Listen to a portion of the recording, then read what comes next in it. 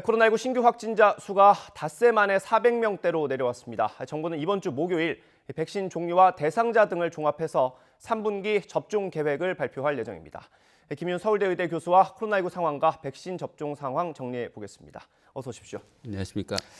네, 교수님, 일단 확진자 현황부터 좀 보겠습니다. 닷새 만에 400명대로 내려왔습니다. 이게 매주 반복되는 상황인 것 같은데 어떻게 보십니까? 네, 주말과 주 초에는 좀 확진자 수가 줄어들었다가 다시 주중에 상승하는 양상을 보이고 있는 패턴이 반복되고 있다고 보시면 될 것 같습니다. 예. 근데 그렇지만 지난주 확진자 수는 일평균으로 그 이전에 비해서 한 3, 40명 이상 줄어든 양상을 보이고 있기 때문에 예. 조심스럽게 좀 줄어드는 양상이라고 볼 수도 있을 것 같습니다.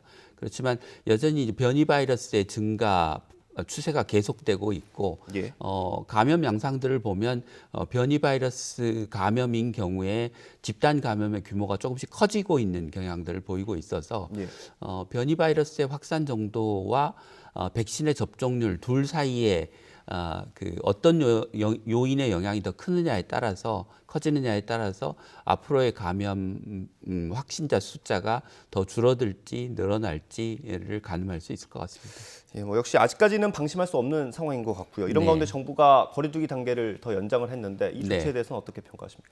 거리두기 조치를 연장하는 거는 이제 그 정부가 7월 달에 새로운 거리두기 개편안을 도입을 예고하고 있는 상황에서 예. 당분간은 그냥 안정적인 추세로 가겠다라고 하는 이제 표현인 것 같습니다. 더 적극적으로 그 거리두기 조치를 완화할 가능성 또는 그럴 수 있을 정도의 어떤 여건은 마련되어 있다고 보지만 정부가 조금 조심스럽게 접근하는 게 아닌가 싶습니다. 이거 말씀해 주신 것처럼 이제 다음 달에 거리두기 개편안이 적용될 예정인데 네. 정부가 초안을 공개했어요. 그 방역 당국 입장 브리핑이 있어서 먼저 들어보겠습니다. 7월 달에 거리두기 개편이 되는 시점이 1차 접종이 지금보다는 훨씬 더 많은 인구에서 1차 예방 접종이 이제 이루어지는 부분들이기 때문에 그런 예방 접종이라는 예방 접종률 이런 부분들을 다 같이 보면서 고려를 한다면 수도권에 대한 부분들이 우려할 그러한 환자 수 증가로 이어지지는 않을 수도 있겠다라는 판단입니다. 일단 큰 틀에서 보면 5단계인 걸 4단계로 줄이는 거죠? 네, 5단계인 걸 4단계로 간소화하는데 사실 그것보다 더 중요한 것은 단계 격상 기준에 해당하는 확진자 수를 예. 이전에 비해서 이제 많이 올렸습니다. 그래서 과거에는 2단계에 해당하는 숫자가 지금은 1단계로 되어 있고요. 네, 지금 저희가 그래픽으로 보여드리고 있죠. 네, 그래서 과거에는 몇 명 이렇게 했던 것을 인구 10만 명당 1단계인 경우 0.7명 미만, 2단계가 0.7명 이상에서 1.5명 미만, 3단계가 1.5명 이상으로 이렇게 기준을 했고요. 이걸 이제 환산하면 1단계는 363명, 그다음에 1.5명을 기준으로 하면 778명이 되겠습니다. 예. 그 단계별로 어떤 조치가 좀 적용이 되는지 궁금하실 텐데 일단 사적 모임 제한도 조금 완화되는 건가요? 네, 그렇습니다. 예. 1단계에서는 숫자에 제한 없이 사적 모임을 할 수 있게 되고 2단계에서는 8명까지 모일 수 있게 됩니다. 3단계는 4명, 3, 4단계는 4명인데 4단계인 경우는 저녁 6시 이후에는 2명만 모일 수 있게 그렇게 제한을 하고 있습니다. 예. 그 눈에 띄는 것 중에 하나가 바로 그 집합 금지를 최소화했다는 네. 점 아니겠습니까? 예, 그렇습니다. 그러니까 이전에는 그 단계가 격상되면 이제 업종별로 집합 금지, 그러니까 이제 문을 닫아야 되는 그런 다중 이용 시설이 많았는데요. 예.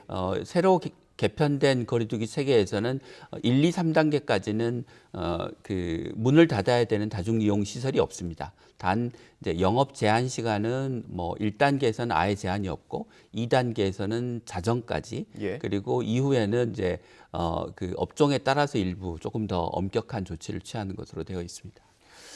예, 그 당장 내일부터 저희가 보도를 좀 통해서 전해드렸는데 내일부터는 그 공연장이나 스포츠 경기장도 좀 확대되죠, 들어갈 수 있는 사람이. 네, 그렇습니다. 그러니까 안정된 확진자 수를 보이고 있는 상황에서 이제 거리두기 체계 개편안이 7월에 시행되는데 그 중간 단계로서 일단 야외 공연이나 그런 부분에 대해서 제한 조치를 좀 풀어준 것으로 생각이 됩니다. 그래서 대중음악 실내 공연 같은 경우 4,000명까지 입장을 할 수 있도록 해주고 예. 실외이기 때문에 이제 스포츠 경기장 같은 경우도 기존의 2단계, 1.5단계에서 10%, 30%였던 입장 인원의 제한을 30에서 50%까지 확대한 것으로 보시면 될 것 같습니다.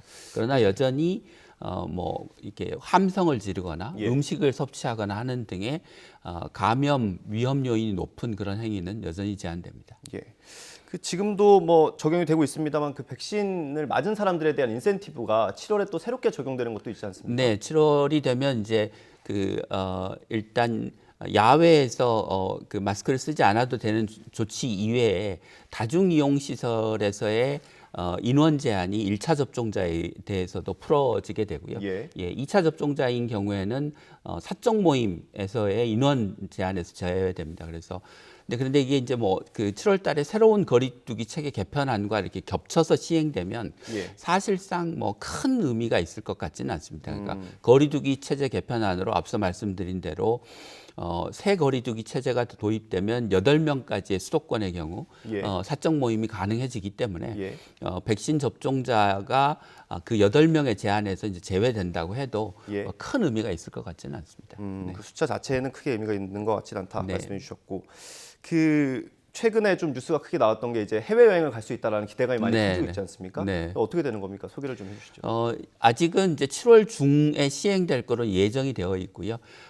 그 방역 상태가 상대적으로 안정적인 국가들과 이제 상호 협약에 의해서 단체 여행을 허용하는 것입니다. 단체 예. 여행을 허용한다고 하는 것은 백신 접종자에 한해서 14일의 자가격리 없이 예. 단체 여행을 할 수 있도록 하고 국내에 돌아와서도 마찬가지 자가격리를 할 필요가 없다는 게 이제 장점이 되겠습니다.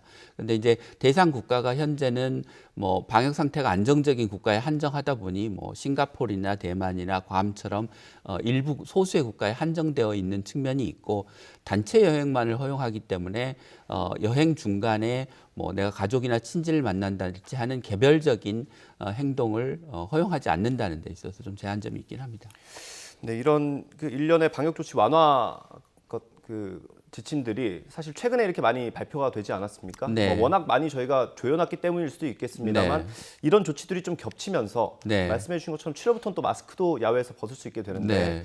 그 시민들이 느끼기에 이게 좀 방역 지침이 너무 많이 완화돼서 네. 좀 너무 자유롭게 행동하다 보면 좀 감염이 확산할 수 있는 그런 상황으로 오진 않을까 좀 걱정이 되는데요.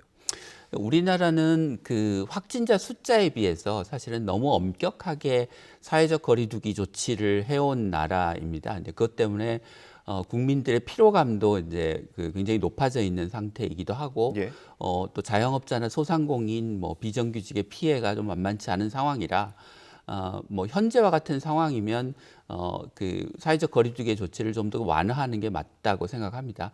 물론 그것 때문에 확진자 수가 좀 늘어날 가능성이 있지 않느냐라는 우려가 있긴 하지만 뭐 저는 개인적으로 그렇다고 해서 확진자 수가 급격하게 늘어날 가능성은 그렇게 높지 않다고 보는데 설사 확진자 수가 늘어난다고 해도 네. 지금은 이제 고위험군에 대한 백신 접종이 거의 다 끝난 상태라서 예. 현재도 최근에 코로나19 확진자의 수의 치명률을 내보면 뭐 0.5% 부근으로 내려앉아 있는 상황이고 예. 아마 6월 말 접종이 끝난 상태가 되면 더 내려가서 뭐 한 0.2%, 3% 부근을 이제 왔다 갔다 하지 않을까 싶은데요.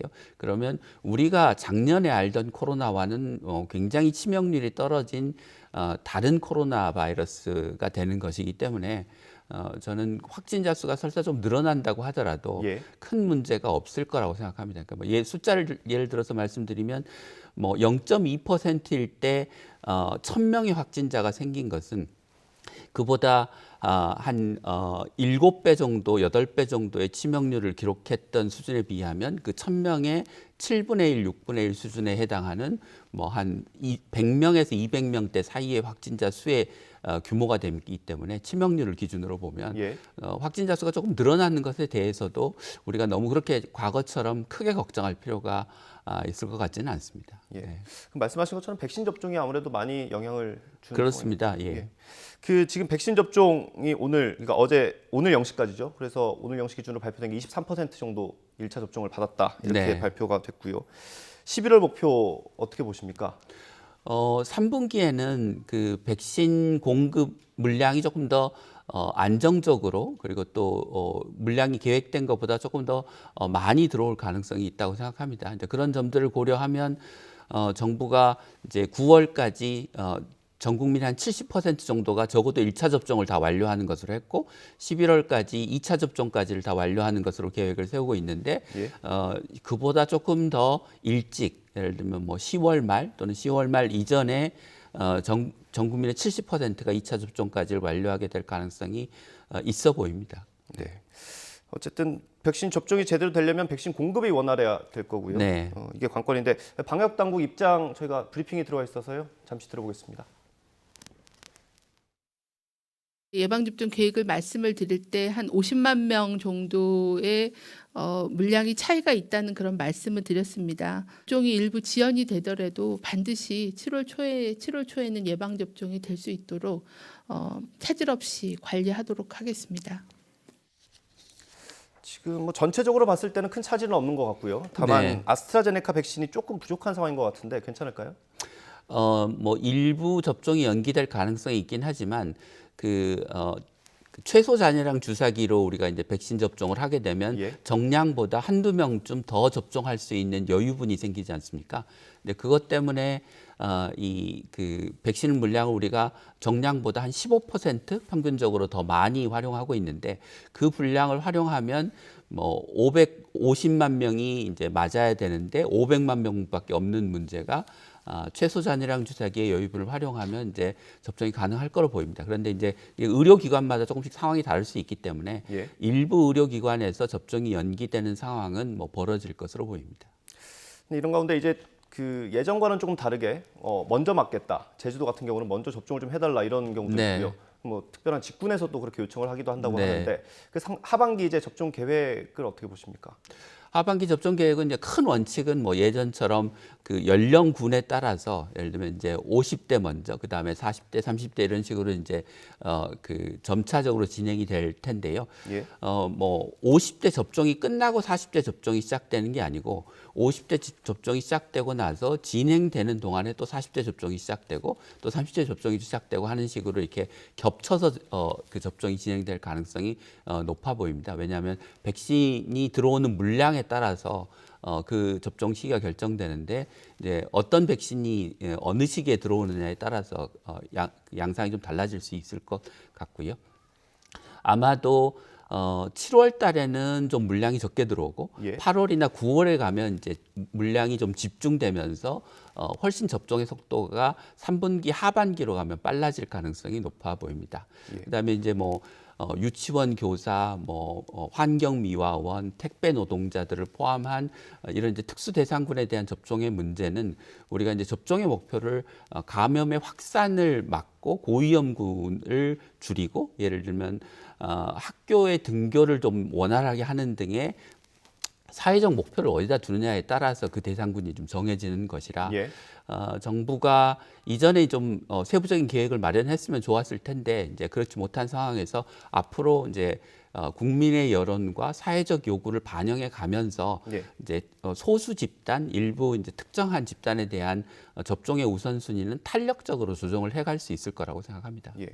교수님 개인적으로 보시기에는 하반기에 이런 직군이나 이런 연령대는 좀 최대한 빨리 땡겨서 맞췄으면 좋겠다. 뭐 이런 의견 있으십니까? 뭐 혹시? 정부가 계획을 하고 있는 이제 여러 사람들을 접촉하는 사람이면서 우리 사회 필수 영역에 해당하는 부분들이 있는데요. 예. 특히 이제 그 아직 구체적으로 접종 계획이 밝혀지지 않은 학교에서 급식을 담당하는 분들이나 학교의 환경미화원들이나 이런 이제 정규적으로 교직원의 범위에 포함되지 않는 분들이 그렇죠. 있습니다. 이제 그런 분들 같은 경우 조금 우선순위를 높여서 교직원과 함께 접종을 하는 게 학교에서의 감염 위험을 낮추는 데도 큰 도움이 될 거라고 생각합니다. 그렇게 그 세심한 부분까지 놓치면 안 될 것 네. 같고요. 이렇게 백신 접종이 계속되고 있는데 백신을 많이 투여하거나 네. 적게 투여하는 이런 일들이 좀 벌어지고 있어요. 네. 조심을 해야 될 것 같은데 어떻게 보십니까? 일단 이제 지침에 따라서 정량을 투여하는 게 이제 원칙이고 그게 지켜질 수 있도록 하여튼 최대한 노력을 해야 될 텐데요. 요번에 이제 그 정량의 절반 이하를 투여했던 사례 같은 경우 아스트라제네카 백신이었는데 이제 아스트라제네카 백신의 경우 한때 좀 논란이 있었던 게 그 처음에 정량의 절반을 투여하고 예. 두 번째 접종에 정량을 투여하면 정량을 두 차례 투여한 것보다 면역 효과가 더 높다고 발표된 바가 있습니다. 그래서 지침을 지키지 않은 사례인 건 맞지만 예. 그것 때문에 지금 면역 효과가 접종자에서 떨어질 가능성은 그렇게 많아 보이지 않습니다. 그럼 그 연구 결과가 믿을 만한 연구 결과라고 보시는 상당한 전문가들이 이제 그런 이유를 설명하는 게 이게 이제 아데노바이러스 벡터 기반의 백신이기 때문에 1차 접종에서 정량을 투여하면 아데노바이러스 자체에 대한 항체가 생기면서 2차 접종을 했을 때 아데노바이러스에 대한 항체의 공격으로 그 백신이 제 효과를 발휘하지 못하기 때문에 그렇다라는 이제 설명들을 하고 있습니다. 그래서 예. 뭐 일부 근거가 있는 주장이라고 생각을 합니다. 네. 예. 그럼에도 불구하고 지침은 지키는 게 좋겠고요. 예, 그럼에도 불구하고 지침은 지키는 게 좋겠지만 지금 절반 정도가 투여가 됐으면 뭐 효과에는 큰 문제가 없을 것 같다라고 생각을 하고 있습니다. 예. 그 얀센 백신 과투여된 거는 어떻게 보십니까?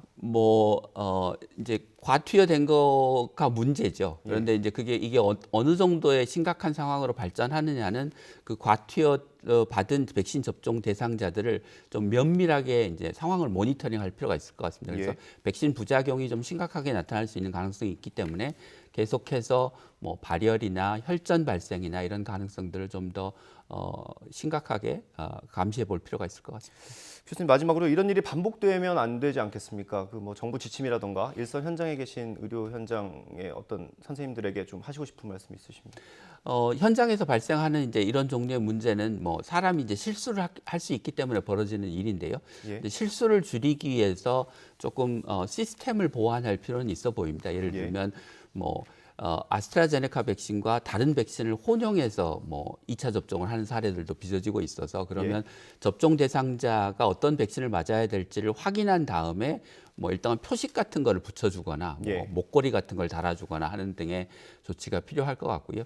이제 과량이 투여한 경우는 사실 최소 잔여량 주사기를 쓰면 벌어질 수 없는 일인데 다른 일반 주사기를 써서 벌어지는 일이라 그것도 지침상에 이제 흔히 벌어질 수 있는 실수라고 하는 점을 의료인들에게 교육을 해서 그런 부분에 조금 더 신경을 쓰도록 해야 되지 않을까 싶습니다. 네, 조금만 신경 쓰면 이런 일이 다시 재발하지 않을 수 있을 것 네네. 같습니다. 오늘 말씀 여기까지 듣도록 하고요. 김윤 서울대의대 교수와 코로나19 상황 짚어봤습니다. 고맙습니다.